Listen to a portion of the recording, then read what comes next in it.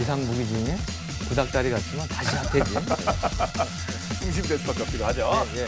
자, 밀리터리 사이언스의 10년 만난 폰게임 오늘도 본 내용으로 곧장 진격해보도록 하겠습니다. 안녕하세요. 저희는 폰게임 2의 S입니다. 오늘의 주제 영상을 통해서 확인하시죠. 아, 요리 뭐 열병식이라고 그러나 이걸? 네, 예. 대규모 열병식 영상이네요. 뭐 다 좀 본 거가 좀 낯익은데요? 아, 오늘 심각한 거 나오는데 얘인가요? 기존의 북한 전차와는 아주 달라 보이는. 예. 이게 그냥 뭐, 그 어떤 회사에서 제공하는 게 아니라 열병식에 나온 장면이죠, 이게요? 네.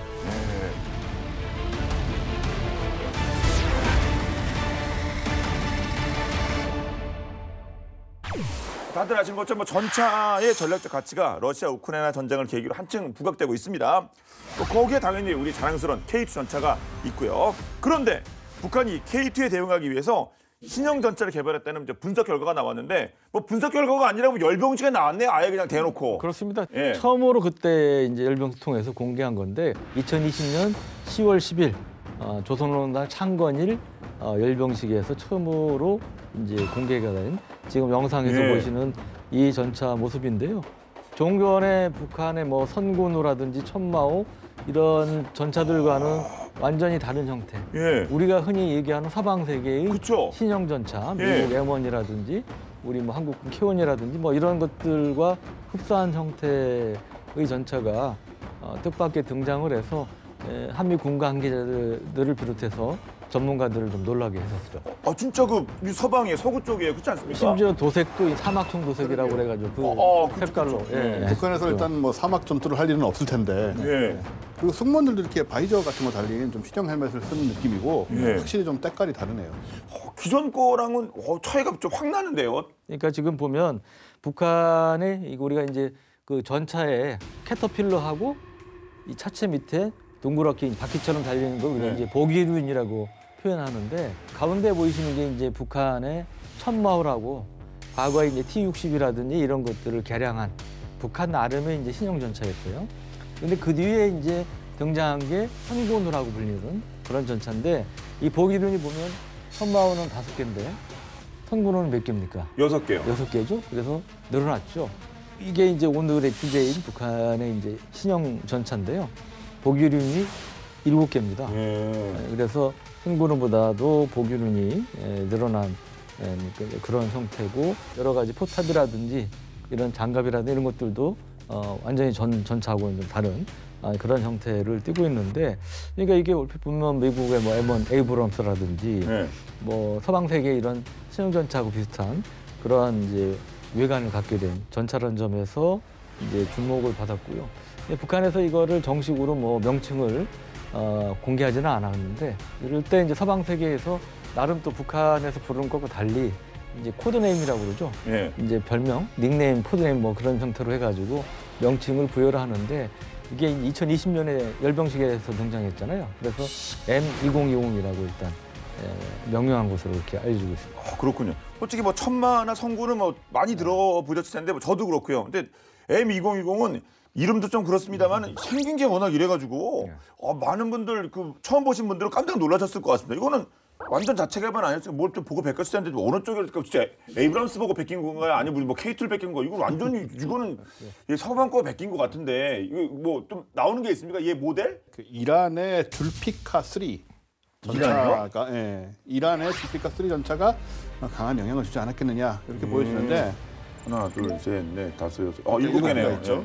팔레비 왕조 시절에 보유했던 미국의 M60 패튼하고 그다음에 이제 자국이 도입할 수 있었던 구소련의 T-72 이런 것들의 장점을 혼합을 해서 만든 게 이 줄피카 3인데 이거 이제 시아파 알라의 성검이라고도 하고요. 시아파니까 이란판 에이브람스라고 불리기도 하는 딱 분위기가 약간 그렇잖아요.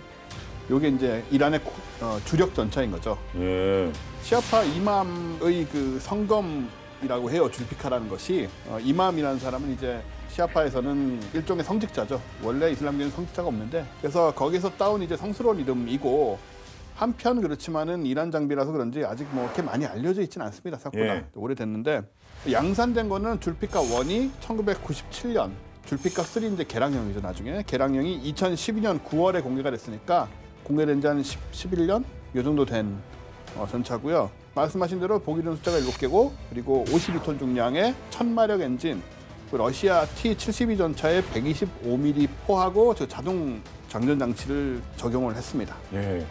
솔직히 뭐 그동안에 그 저의 상식은 뭐 그 전차가 북한이 몇 대가 있건 그래서 뭐 한국이 뭐 몇 대 이렇게 비교할 것도 없이 몇 대가 있건 뭐 질적으로는 비교가 안 된다. 우리 뭐 헬기 뜰 것도 없이 뭐 그런 느낌이었는데 M2020 이거 딱 보니까 이거 심상치 않거든요. 스펙 좀 공개된 것들이 있습니까? 일단 주포는 줄피가스하고 동일하다. 2A46M 계열의 55 구경장 125mm 활강포를 장착하고 있을 것이다 라고 보여지고요. 근데 이제 우리 같은 경우에 이제 K2를 비롯해서 예. 이 서방 전차들, 프랑스의 뭐 르클레르나 독일의 레오파르트 이런 것들 전부 120mm 주포잖아요. 그거보다 좀 큰 거죠.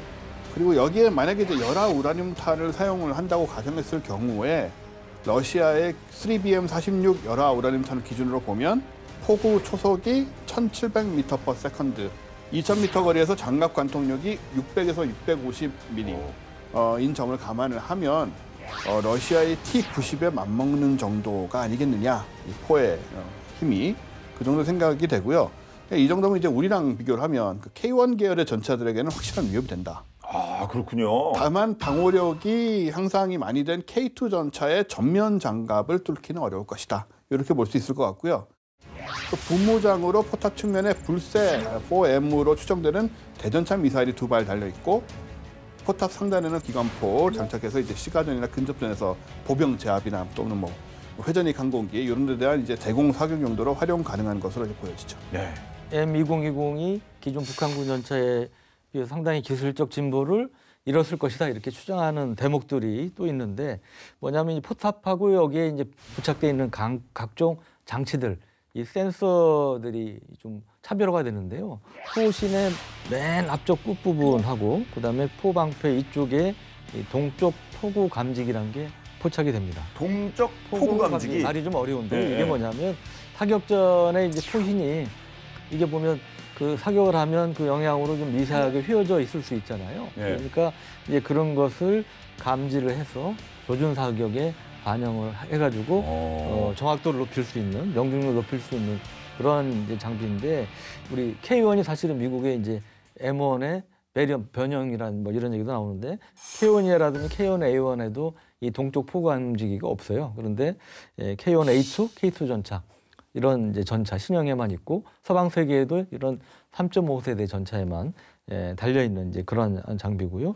그 외에 이제 뭐 이쪽 포탑 주변에 적외선 감지기라든지 APS 능동방어 장치, 그러니까 적 그 대전차 미사일이나 로켓을 직접 때려잡는 소위 이제 소프트킬이 아닌 하드킬을 할 수 있는 이런 장비와 관련된 레이더 이제 그거라든지 그다음에 LWR 레이저 경보 수준기 이런 것들이 포탑 좌우에 이제 설치가 돼 있는 것으로 이제 보입니다. 그런데 이제 이게 실제로 쓸 수 있는 장비냐 아니면 그냥 껍데기만 있는 거냐? 거기서 좀 논란이 있어요. 예. 논란이 있어요. 왜냐하면 너무나 획기적이기 때문에 기존의 북한 전체에 비해서는 몇 단계 점프니까. 너무나 획기적이어서 이제 그런 얘기가 있는 거고요. 이제 이와 연계되도록 이제 적외선 연막탄을 이제 전후방 방향으로 이제 설치를 해놨고요. 그래서 이런 것을 통해서 이제 시가전이 벌어질 경우 적 뭐 대전차 로켓 미사일이 날아오더라도 신속하게 뭐 은폐할 수 있는 그런 능력을 갖고 있을 것으로 이렇게 추정을 하고 있습니다. 예, 그리고 그 탱크 그 기술 중에 좀 뭐 첨단으로 꼽히는 게 헌터킬러인가요? 뭐 그거 있잖아요. 네, 그것도 가능할까요? 보기에? 헌터킬러 기능은 뭐냐면 이제 전차장이 관측, 획득한 표적 정보를 포수한테 신속하게 전달을 해서 즉각적으로 다수의 표적하고 교전을 할 수 있도록 하는 그러한 능력을 말하는데 이 부분은 사실은 이제 전차 내부의 어떤 설비를 좀 확인해봐야, 장치를 확인해봐야 알 수 있는 부분이 있어서 정확히 북한 M2020이 헌터킬러 기능이 있는지는 알 수는 없으나 외형상 아까 말씀드린 뭐 그런 센서라든지 뭐 이런 것들을 봤을 때 갖고 있을 가능성도 있다 이런 얘기가 좀 나오고 있습니다. 네. 사실 이런 이제 얘기를 듣다 보면은 우리 정말 수십 년 된 낙후된 그 북한 전차 이미지만 갖고 있던 분들은 좀 충격을 좀 받을 거라고 생각이 드는데. 근데 제가 그래요. 나는 고철의 이미지였거든요. 그냥 그리고 싸움 나면 걔는 이미 없다. 뭐 이런 생각이었었는데. 네, 뭐 다들 그렇게. 그렇죠. 또 하나 이제 전차가 사실은 의미가 있으려면 웬만큼 숫자가 있어야 되는데 네. 북한 아시다시피 경제력 때문에 사실은 재래식 무기 증강을 잘 못 해왔잖아요. 신형 무기. 이제 그런 맥락에서 보면 좀 뜻밖이죠. 여기서 또 좀 놀란 건 뭐냐면 우리 뭐 전에도 얘기했었지만은 그 현대전차의 필수 장비라고 할 수 있는 자동 장전 장치도 있는 것이 아니냐. 그 M2020에 식별되는 인원이 지금 포탑에 2명하고 차체 1명 이렇게 3명입니다. 근데 이제 포탑 위에 2명 중에 이제 격리를 하고 있는 승무원이 아마 전차장일 것이고. 예. 근데 이제 전차장이 포탑 좌측에 타고 있던 선군호하고는 달리 이 M2020은 전차장 위치가 포탑의 우측입니다. 그거를 보면은 이제 포탑 내부 구조가 변경됐을 것이다라는 거를 짐작할 수가 있고요. 그 말은 자동 장전 장치가 들어가지 않았겠느냐. 예. 그래서 그 말은 뭐냐면 장전수가 없을 것이다. 즉 그 전차에 원래는 장전수가 이제 있어야지 장전을 하는데 자동 장전 장치하고 디지털 열상 장비가 탑재됨으로써 한 명이 사라졌다. 이렇게 생각이 돼요. 예. 사실은 주포 구경이 이제 110mm를 넘어가게 되면은 포탄이 엄청 무겁고 길기 때문에 이걸 사람이 연속으로 장전하기 되게 힘들거든요. 그런 점에서도 자동 장전 장치가 적용되었지 않았겠냐 생각이 되고요. 합성 승무원 줄어들고 내부 공무원 확보되고 그리고 탄약 장전이나 발사 속도 당연히 빨라지기 때문에 드디어 이제 북한도 이걸 채용하는 것이 아니냐 이렇게 보여지는 거죠. 그러니까 뭐 여러 가지 정황을 저희가 뭐 안쪽 내부를 까보진 않았으니까 볼 수는 없다고 하더라도 말씀하신 뭐 인원수라든가 그리고 뭐 구경 이런 거 따져보면은 충분히 기술적으로 자동 장전 장치가 있을 것 같다. 그 말씀 아닙니까? 네. 그래서 만약에 북한이 정말로 채용을 했다면 지난번에도 설명을 우리가 했던 그 공산권의 주요 자동 장전 장치인 그 캐로셀식 그 탄창 이렇게 라운드 탄창처럼 이렇게 생겼는데 탄도하고 장약이 수평으로 정렬이 쫙 돼 있다가 회전 탄창에 이렇게 있던 형태 그대로 나란하게 엘리베이터 트레이를 통해서 이렇게 폼이 앞까지 올라가게 돼 있거든요. 탄도하고 장약을 이제 한꺼번에 움직여가지고 바로 집어넣는 방식인데 이렇게 되면은 이제 부품의 개수도 적고 또 구조 자체가 좀 간단한 편이기 때문에 사실은 이제 T-72가 이미 이제 캐로셀식이 장착된 그런 이제 구소련 전차였죠. 북한이 오래전부터 보유를 하고 있었던 거고 또 중국과 이란이 이런 캐로셀식 전차를 이미 개발해서 생산을 또 하고 있는 상황이고요. 운용을 하고 있고 그래서 기술 지원이 충분히 있었을 것이다. 가능하다. 그런데 아직은 말씀하신 것처럼 정말 까서 본 것이 아니고 또 까서 볼 가능성도 없고 그렇죠. 네. 저쪽에서 보여주기 전에는 장착설 쪽이 조금 더 우세하지 않은가 이렇게 보여지죠. 그럼 스펙적 공격력 부분은 상당히 위협적인 것 같습니다. 그 말씀하신 것들이 그대로 탑재가 되어 있다면요. 그럼 방어력 쪽은 어떨까요? 북한의 기존 T계열 전차의 모듈 장갑을 제작을 해서 부착한 방식으로 이제 보이는데 차체 옆하고 후방 뒤쪽에는 이제 러시아가 자랑하는 T-14 아르마타 있지 않습니까? 이거 영향을 이제 많이 받은 것으로 이렇게 여겨지는데 이제 차체 측면에 보면 고무 스커트가 달려 있죠? 이거요? 예, 시커먼 거. 예, 고무요? 예. 뒤쪽에는 보면 이제 사이드 아머 스커트가 이제 달려 있습니다. 뒤에 보면 이 혈망처럼 이거요? 예. 이게 달려 있는데 이거는 그 화학 에너지탄을 막는 기능이 있고 거기 플러스해서 그 뒤에 엔진에서 이제 연기가 나오지 않습니까? 그런 이제 배연가스를 측면으로 배출해서 정 미사일, 특히 이제 열추정 미사일 이런 것들을 어느 정도 회피할 수 있는 통과하게 이렇게 회피할 수 있는 장점이 있을 것으로 그렇게 이제 추정이 되고 있습니다. 그리고 이제 K2에도 농동 방어 장치가 있는데 APS라고 그러죠. 근데 이게 APS에는 두 가지가 있어요. 하드킬과 소프트킬이 있는데 소프트킬은 뭐 연막탄이라든지 뭐 이런 걸 통해서 이제 교란을 하는 거고 하드킬은 그야말로 날아오는 로켓이나 미사일을 때려잡는 거예요. 그 요격탄을 쏴가지고. 근데 이제 우리 K2 전차의 경우는 APS 농동방어 장치 중에 하드킬은 옛날에 개발은 됐지만 탑재는 안 돼 있어요. 수출형은 이제 또 탑재가 되는데 요격제도 탑재가 되는데 국내에는 장착은 안 돼 있고 소프트킬 형태의 농동방어체계가 탑재가 되어 있는데 북한의 M2020의 경우도 발사관이 보이지 않습니까? 네. 농동방어 장치의 일환, 소프트킬 방식의 그러한 기능을 갖는 그 발사관으로 이제 추정이 되고요. 우리 K2 전차도 말씀드린 그 APS 농동방어 장치 중에 하드킬은 아직 탑재가 안 돼 있다고 그랬고요. 근데 이제 폴란드 수출형 이런 데는 이제 그쪽 요구에서 외국제로 이스라엘제로 이제 장착이 될 예정이고 우리도 이제 업그레이드를 위해서 다시 신형으로 개발하고 있습니다. 네.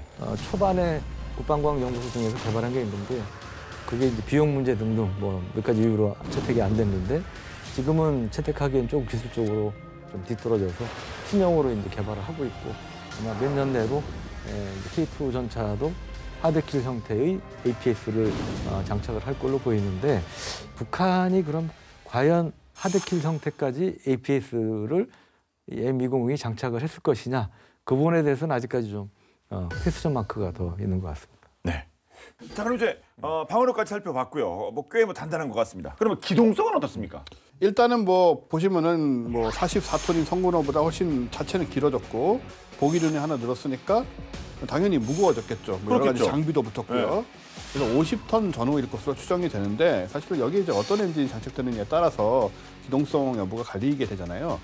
M2020에 가장 강한 영향을 준 것으로 여겨지는 그 이란의 줄피카 3의 경우에 중량이 52톤인데 이 엔진이 780HP VEE 디젤 엔진이라는 이 엔진인데 1000마력밖에 안 돼요. 선군호에 사용된 것으로 우리가 추정하는 중국의 96전차의 엔진이 1200마력이거든요. 선군호보다 훨씬 무거울 텐데 그거 네. 엔진이 더 약하지 않느냐 이렇게 보여지고요. 그래서 지금 이렇게 보면은 선군호가 지금 최고 속도가 시속 60km 정도 나오는데 그거보다 더 느릴 것이다 라고 지금 파악이 됩니다. 네.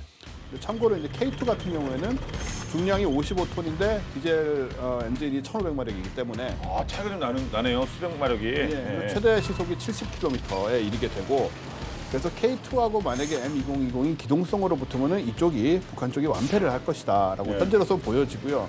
그래서 아마도 M2020은 그 기동력을 많이 좀 일부 포기하는 대신에 좀 방어력을 높여서 생존성을 강화한 것이 아니냐 그런 관점으로 보여지죠. 그렇군요. 매에는 장사가 없다는 말을 꼭 전해주고 싶습니다. 느린 만큼 계속 두드려 맞으면 뭐. 예. 근데 아니 솔직히 저는 보고서 이게 진짜가 아니라 그냥 갖다 붙인 것 같은 느낌이 좀 어색해요 이게. 완제품 같지가 않거든요. 이거 진짜 맞습니까? 여기 이제 포탑 주변에 뭐 이런 센서들이 많이 붙어 있잖아요. 네. 이거 보면 어떤 거는 너무 투박해요. 네. 그래서 우리 정말 굳이 얘기하는 껍데기만 갖다 놓은 것도 저는 있을 수 있다고 보고 근데 그중에는 이제 진짜 있을 수 있고 근데 우리가 부인할 수 없는 것은 이러한 완전히 다른 형태의 그 신형 포탑, 서구형 전차에 가까운 이런 포탑을 가진 전차가 등장했다는 것 자체는 부인할 수가 없는 거 아닙니까? 네. 이 자체가 껍데기는 아니잖아요. 완전히 껍데기일 수는 없으니까. 그렇죠. 그러니까, 트럭에다 씌워놓고 뭐 이런 건 아니니까. 그러니까 사람이 속에다 막 걷고 있고 그런 건 아니겠죠. 그러니까 그 자체를 우리가 과대평가할 이유도 없지만 평가 잘해서 안 된다고 보고요. 또 하나는 이제 녹화 시점 기준으로 해서 아마 하루 이틀 뒤에 그 북한의 또 대규모 열병식이 있을 것으로 보여집니다. 그때 아마 이 M2020이 또 등장할 가능성이 있는데 이때 열병식 때 보면 실제로 이 센서들 여기 붙어 있는 장치들이 좀 달라져 있을 가능성도 있지 않을까. 그렇다면 북한이 끊임없이 나름 실제로 업그레이드를 위해서 노력하고 있다는 것을 보여줄 수 있는 또 증거가 될 수 있기 때문에. 이번 열병식도 우리가 또 상당히 열심히 들여다봐야 될 것 같습니다. 몇 대나 갖고 있을까? 그쪽 경제 사정을 보면. 그때 이제 열병식에 처음 등장했을 때도 숫자가 적지는 않았어요. 그때 한 10대 이상. 이미 10대? 꽤 많았죠, 솔직히. 전체에 보면 이제 숫자들이 쓰여져 있어요. 여기 보면 이게. 그렇죠. 옆에 144, 146 이렇게 보이네요. 이런 숫자들 나타나는 걸 보면 북한은 이제 1개 전차대대가 최대 한 40대 가량으로 이제 구성이 되는 것으로 보여지는데 이 붙어 있는 요 숫자를 기준으로 판단해 봤을 때 최대 한 150대 정도까지 만들지 않았느냐 그런 분석도 있는데 이것 또한 그야말로 추정이죠. 저는 이거는 조금 뭐 많이 잡은 거 아닌가 그런 생각도 좀 듭니다. 이런 추정들이. 이건 솔직히 기만작전일 것 같긴 한데 144로 그냥 붙인 거 아닌가. 그리고 또 하나 말씀하신 정말 그 중요한 지적인데 북한이 우리를 좀 오판하게 만들기 위해서 숫자는 뭐 얼마든지 허구로 만들 수 있는 거잖아요. 그러니까 이제 그런 것 가능성도 우리가 생각을 좀 해봐야 될 것 같습니다. 2018년에 등장한 성군호에 비해서 솔직히 이거는 꽤 많이 앞선 것으로 보이는데 그럼 이제 시나리오 한번 짜보죠. M2020하고 우리 전차가 많이 맞대결하는 그 시뮬레이션 뭐 어떻게 예상이 됩니까? 처음 우리 전차가 업그레이드된 게 이제 K1 전차인데 이게 별명이 아시지만 88 전차잖아요. 네. 80년대 말에 나온 전차입니다. 그러니까 벌써 30여 년 전에 나온 전차고, 그러니까 이거하고 이걸 비교한다는 것 자체가 좀 그럴 수 있는데, 여간 K1의 경우는 그래서 M2060 상대로 좀 힘들 수 있다. 이런 얘기 나오고요. 반면에 이제 K1, A1이라든지 뭐 A2, 그다음에 K2 이런 거와 비교했을 때는 우리가 압도적으로 우위에 있을 수 있다. 상당히 우위에 있을 수 있다. 이런 얘기도 나오고요. K1, E1도 뭐 M200보다 좀 나을 수 있다. 이런 얘기들도 나오고 있는데, 구체적으로 좀 재원을 비교해 보면 우리가 이제 K1 전차의 경우는 KM68A1 105mm 강선포를 쓰는데, K1, A1이나 K2 전차는 아시다시피 120mm 활강포를 쓰지 않습니까? 그래서 120mm 44 구경장, 이게 이제 KM256이라고 그러는데, 이거는 아니면 요거보다 긴 120mm 55 구경장 활광포를 이제 갖추고 있고요. 근데 이제 M2060은 그보다는 좀 큰 125mm 포를 이제 갖추고 있죠. 그리고 사격 통제 장치의 경우는 아무래도 이제 우리가 북한보다는 M2020을 포함해서 북한군 전차보다는 우리가 이제 위에 있는 것으로 이렇게 평가가 되는데, 좀 오래된 이제 K1이나 K1 A1의 경우도 사격 통제 장치가 2, 3년 뒤면 거의 K2 수준으로 업그레이드가 될 예정이라고 합니다. 그래서 아주 구형인 K1이나 뭐 이런 거를 좀 제외하고는 전반적으로 우리 전차들이 M2020 등이 위에 있지 않느냐, 이런 네. 얘기들이 많이 나오는 것 같고요. 다만 M2020에서 이제 재밌는 것 중에 하나는 요 포탑 옆에 있는 요겁니다. 원통 발사기에 위아래 뒤에 발사기에 미사일 같은 게 2개 들어있죠. 이게 뭐냐면 불세포 M이라고 불리는 대전차 미사일이 이제 2발이 이제 들어가는 겁니다. 그래서 이거는 이제 사거리가 한 2.5km 이상 되는 것으로 이렇게 추정이 되기 때문에 주포 사정거리보다 먼 타겟 표적을 정밀 타격하기 위한 용도로 이제 사용될 것으로 보여지기 때문에, 이런 미사일까지 써서 전투를 하게 된다면 아무래도 원거리에서는 우리가 좀 불리한 부분이 있겠죠. 우리 뭐 K2조차도 뭐 대전차 미사일을 갖고 있지 않으니까 네. 이 주포 사거리 내에서는 우리가 이제 북한 전차 신형 전차보다 위에 있을 것으로 그렇게 판단이 되고 있습니다. 네. 북한이 우리 K2에 대응하기 위해서 이렇게 M2020을 내놓았다면 우리도 가만히 있을 수가 없죠. 그래서 뭐 최근 뭐 유럽은 뭐 구경막 늘리는 뭐 이런 얘기들이 많은 것 같은데, 자 K2의 업그레이드 계획 뭐 있어야 되지 않겠습니까? 있습니다. 우리. 예, 아이 나이스. 예. 바로 K3죠. 그치 K3를 가야죠. 예, 이제 버전 확 바꿔야죠. 예. 사진 한번 보세요. 예, 뭐 K10이라고 해도 이럴 정도로 좀 분위기가 많이 달라졌는데, 그 뒤에 있는 그 차량이랑 비교해 보면 진짜 이거는 옛날식 집차 같은 게 있는 것 같은데, 그렇지. 2035년 이후에 K2를 대체할 이제 차세대 전차로 K3를 도입할 계획을 알려졌는데요. K3의 경우는 포가 굉장히 커 보이잖아요. 일단 130mm 활강포를 장착을 하게 되고요. 2022년 7월에 프랑스 파리에서 열렸던 유로 사토리 2022에서 독일의 라인메탈이 KF-51 판터를 선보였는데, 이 판터가 신형 130mm 활강포 L50 주포를 얹어서 화제가 됐었거든요. 그러니까 그거와 같은 크기인 거죠. 이 130mm 주포는 길이가 6.63m, 포 길이만 6.63m입니다. 그리고 자체 무게 3톤. 그래서 주포 구경 확장만으로도 이 탄약의 이제 길이와 구경이 커지게 되잖아요. 그래서 120mm 주포에 비해서 관통력을 50%나 키우게 되고요. 주포만 바꿔도 그렇게 되는군요. 네네. 120에서 130으로 10 늘어도 이렇게 많은 변화가 있는데, 근데 140 얘기도 어디서 나오지 않았어요? 140? 그렇습니다. 네. 뭐 계속 커지는데요. 근데 이게 이제 독일과 프랑스에서 또 이제 같이 개발하고 있는 차세대 전차가 있는데, 그거는 EMBT라고 불리는 그런 전차가 있는데, EMBT는 좀 독특해요. 차체는 이제 독일의 레오파드 A2 7 차체에, 포탑은 이제 프랑스의 르클레르 포탑을 얹힌 그런 형태인데, 현재는 이제 120mm 기존 포를 쓰는 걸로 돼 있지만 이 140mm 포도 가능하도록 돼 있고요. 이게 지금 140mm 포탄입니다. 엄청나죠? 이게 그러니까 대형견 안고 있는 벌써 이 느낌이 다르죠. 로켓이에요, 로켓. 이름이 아스칼론인데요. 아스칼론 시험 사격 영상을 공개했는데 견이기 느껴지죠? 이 진등 위에서 이 먼지가 일어나는 거 하며. 이거 그냥 뭐 견인포나 이거 아닙니까? 먼지가 일어나는. 이거 탱크에 장착하는 포예요? 와. 그러니까 정말 이 포스가 장난이 아니죠. 느껴지는 포스가. 왜 포스가 장난 아니잖아요. 세상에. 이거 위력, 뭐 관통 능력은 뭐 정확히 확인은 안 되는데 네.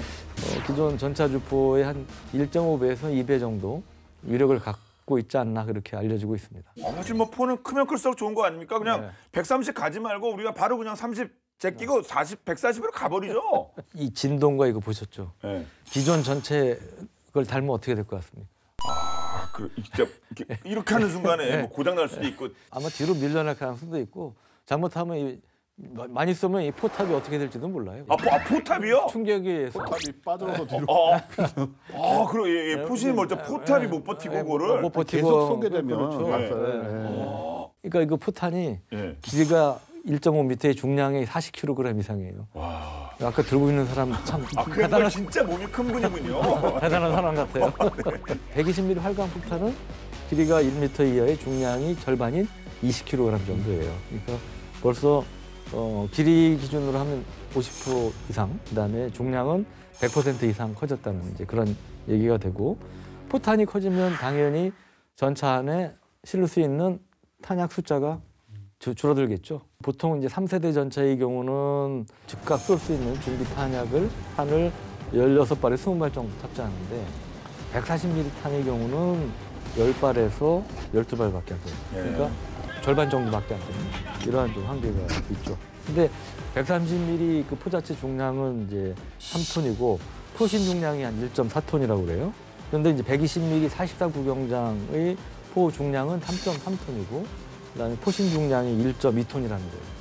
그러니까 조금 더 무거운 이제 정도라는 거죠. 그러네요. 예, 그리고 130mm 탄의 경우는 직경은 120mm에 비해서 10mm 정도 늘어나는 거잖아요. 그리고 길이의 경우는 이제 110mm에 비해서 30% 정도 늘어나는 이제 그런 점에서 140mm보다는 130mm를 탑재하는 데 대한 부담이 적다. 장착하는 데 대한 부담이 적고 120mm와는 어느 정도 호환성도 갖고 있다. 이런 이제 특징이 있죠.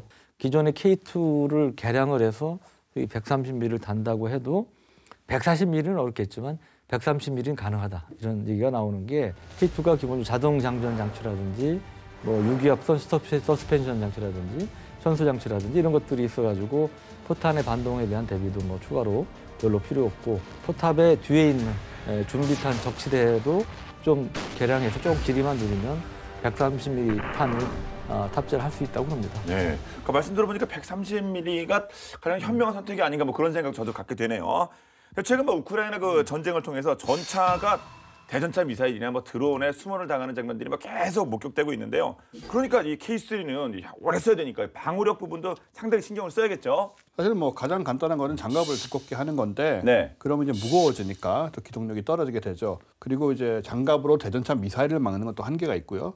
그래서 능동 방어 체계의 능력치를 최대한 끌어올리는 게 숙제인데 일단 대전차 무기를 제머나 이제 복합 연막탄으로 교란해서 빗나가도록 하는 소프트킬이 있고 그다음에 대응탄을 쏴서 대전차 무기를 직접 파괴하는 이제 하드킬이 있는데 아까 말씀하신 것처럼 이제 K2는 이제 소프트킬만 갖췄고 국내용은 근데 하드킬은 없잖아요. 근데 한국형 하드킬이 개발에 성공은 했지만 이제 값이 비싸고 인식이 부족으로 채택이 안 된 상태인데 이번 러시아 우크라이나 전쟁을 보시면서 이 지휘부가 또 생각을 좀 많이 바꾸셨다고 해요. 아, 그렇죠. 이게 필요하다. 솔직히 필요한 것 같습니다. 예, 그래서 아마 K3에는 좀 그런 쪽으로 가지 않을까 싶은데 근데 이제 이것도 하드킬도 대응탄의 파편 때문에 사실은 전차 주변에서 우리 활동하고 있는 작전하고 있는 보병들이 피해를 입을 수 있거든요. 좀 완전 터지면 뭐가 된다. 그렇죠. 뭐가 있을 거 아닙니까? 수류탄 터지듯이 막 터져 나갈 수 있기 때문에 그래서 이제 그런 쪽보다도 적의 대전차 무기를 그대로 관통해서 파괴하는 그런 다수 폭발 선형 관통자나 아니면은 강력한 포갑으로 대전차 무기를 부러뜨리거나 아니면은 다른 각도로 방향을 꺾이게 하는 이런 고밀도 비활성 금속 폭탄 이런 것들을 대응탄으로 쓰자 이런 대안의 지금 얘기가 나오고 있다고 합니다. 예, 터트리지 않고 다르게 또 무력화시키는 방법도 있나 보네요. 자, 현 시점 전차가 다시금 뭐 게임 체인저로 고개를 들고 있습니다.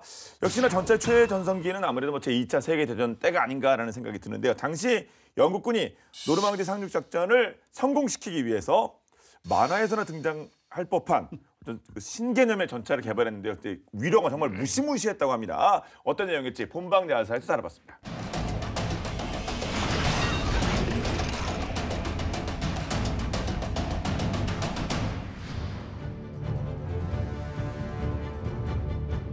제2차 세계대전 초반 유럽 대륙 대부분은 독일의 손에 떨어진 상황이었습니다. 이에 맞서 연합군은 유럽 본토에 대한 상륙 작전을 기획하고 있었죠. 1942년 8월 19일 연합군은 독일의 손아귀에 넘어간 프랑스 DF에 약 10,000명의 병력을 투입해 상륙 작전을 펼치게 됩니다. 하지만 중기관총으로 무장한 독일의 콘크리트 벙커에 가로막혀 약 4,000명에 달하는 인명피해를 입고 철수해야만 했죠. DF 상륙 작전에서 실패를 맛본 연합군은 독일의 철벽 같은 해안 방어 설비를 돌파하기 위한 대책을 마련해야 했습니다. 이에 영국은 아주 기발한 전차 여러 대를 개발하기에 나서는데요. 그중 나타나기만 하면 독일군이 혼비백산, 도망치고 급기야 전의를 잃고 항복까지 했던 공포의 전차가 있습니다.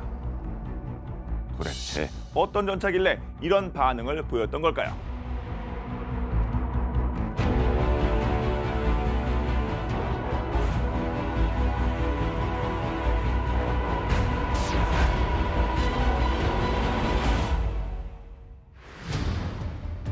독일의 엄폐물을 돌파하기 위한 전차가 필요했던 영국은 후방 향토 방위대를 담당했던 퍼시 클렉홀은 스탠리 호바트 장군으로 호출해 개발을 맡기는 파격적인 선택을 하게 됩니다. 그는 항상 전차의 중요성을 높게 보고 전차 만능론을 펼쳤으나 전쟁이 벌어지기 전까지 괴짜 취급을 받으며 좌천된 인물이었는데요. 하지만 영국의 처칠 수상은 이전부터 호바트 장군의 능력을 눈여겨보았고 현재 연합국이 부딪힌 난제를 해결하기 위해 호바트 장군을 추천한 것이었죠. 영국 기갑사단장에 취임한 호바트 장군은 DF 상륙 작전의 실패를 되짚어보며 아군의 가장 큰 위협이자 극복해야 할 장애물이 무엇인지 생각해봤습니다. 그 결과 두껍게 콘크리트를 들러 포탄으로도 공략할 수 없고 기관총을 쉴 새 없이 퍼부어도 아군 병사가 다가설 수 없었던 독일의 벙커로 결론이 났죠. 이에 호바트 장군은 독일의 벙커를 공략하기 위해 기관총 세례에도 견딜 수 있는 단단한 중전차와 아주 작은 틈만 있다면 내부의 숨은 적도 손쉽게 제압할 수 있는 화염 방사기를 합치기로 결정했습니다. 그렇게 전면 장갑이 150mm나 되어 대전차 포탄마저 튕겨낼 만큼 단단한 방어력을 자랑하는 마크 7 전차와 사거리가 200m나 되는 대형 화염 방사기가 만나 크로코다일이라는 이름의 화염 방사 전차가 탄생하게 되었습니다. 하지만 크로코다일과 같은 화염 전차에는 고질적인 문제가 하나 있었습니다. 화염 방사기용 연료를 내부에 탑재할 경우 혹여 폭발이라도 한다면 아군의 큰 피해가 우려된다는 것이었죠. 게다가 마크 7 전차는 유독 전차 내부가 좁기로 악명이 나 있는 전차였는데요. 호바트 장군은 정말 간단한 방법으로 문제를 해결해버렸습니다. 바로 화염 방사기용 연료를 전차 내부가 아닌 외부 트레일러에 넣고 바퀴를 달아 전차가 끌고 다니는 방식이었습니다. 전차 외부에 위치해 폭발의 우려가 없어 전차 승무원들의 안전도 보장되고 사용 중 연료가 고갈되면 후방까지 이동해 연료를 보충받아야 하는 일반 화염 방사 전차와 달리 크로코다일 전차는 그냥 다 쓴 연료 탱크를 떼어내고 예비 탱크를 연결하기만 하면 끝나는 일석이조의 방식이었죠.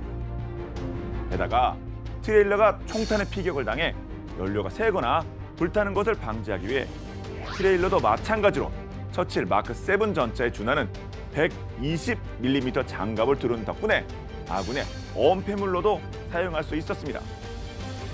괴물 같은 스펙의 약점까지 보완한 크로코다일 전차는 1944년 6월 6일 노르망디 상륙 작전에 투입돼 콘크리트 벙커와 함께 독일군의 사기까지 꺾어버리는 전과를 올리게 됩니다. 크로코다일 전차가 벙커를 향해 불꽃을 내뿜으면 검은 연기와 함께 독일군의 비명소리가 울려 퍼졌고 이를 목격한 독일 병사들은 모두 전의를 상실해버렸습니다. 독일군 벙커 앞에 거대한 나무를 순식간에 잿더미로 만들어주면 순순히 항복할 수밖에 없었고 급기야 나중에는 전차 뒤에 연료 트레일러가 붙어있는 걸 확인하면 전투를 포기하고 달아날 정도로 독일군에게는 공포의 존재였다고 합니다. 벙커 안에서 철벽 방어를 펼치던 독일군을 굴복시킨 화염 방사전차 크로코다일. 이를 지켜본 미국도 M4 셔먼 전차를 화염 방사전차로 개량해 이후 태평양 전쟁과 베트남 전쟁에서 매복한 적을 공격하는데 적극 운영했는데요. 하지만 급속하게 발달한 무기에 따른 현대전 양상과 달리 사용하려면 반드시 적에게 근접해야 하는 위험 부담이 있어 1978년 이후 전장에서 은퇴했습니다. 화염 방사전차는 역사 속에서 사라졌지만 화염 방사기는 폭설이 왔을 때 눈을 녹이거나 해충이나 독사를 박멸하는 등 생활 밀접한 곳에서 다른 의미로 활약하고 있는데요. 세상의 많은 무기들이 오늘날의 화염 방사기와 같이 전장이 아닌 우리의 생활 속에서 활약하길 바라며 오늘 본방야사를 마치겠습니다.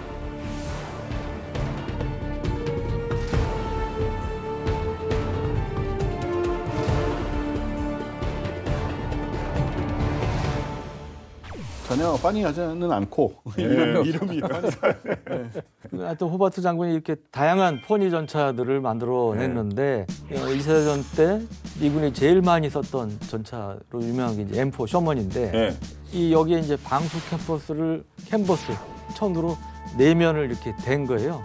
이거를 이제 수륙양용 전차로 만든 게 있었어요. 계속 실패해가지고 물에 빠지기도 하고 뭐 그랬는데 약간 이러한 이제 방수 캠퍼스를 단 수륙양용 전차 셔먼 DD 드플렉스 다이브라고 불리는데 이것도 있고요. 9m짜리 뭐 강습 교량 전차인 스몰 박스 거더라는 것도 이제 특이한 형태인데 이거는 30초 만에 가설이 가능했다고 그래요. 그래서 우리도 이제 그 K1을 개량한 뭐 교량 전차도 있고 그런데 현대판 교량 전차의 효시라고나 할까요? 이런 것도 뭐 만들었다고 합니다. 네.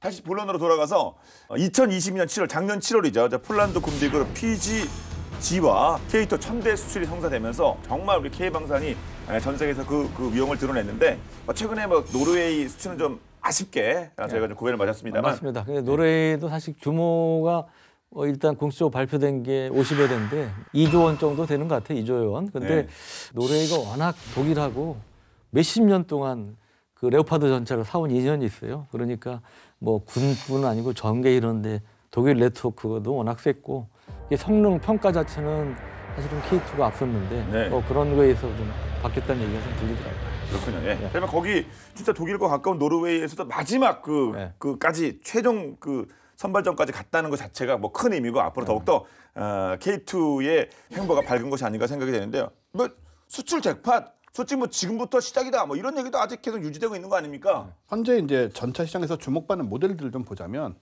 일단은 미국의 M1A2 아무래도 이제 미군이 사용하는 프리미엄이 있고요. 유명하고 세계 최강 전차라는 평가가 있는데 요거는 사실 뜯어보면은 미군 사양에만 좀 해당되는 얘기입니다.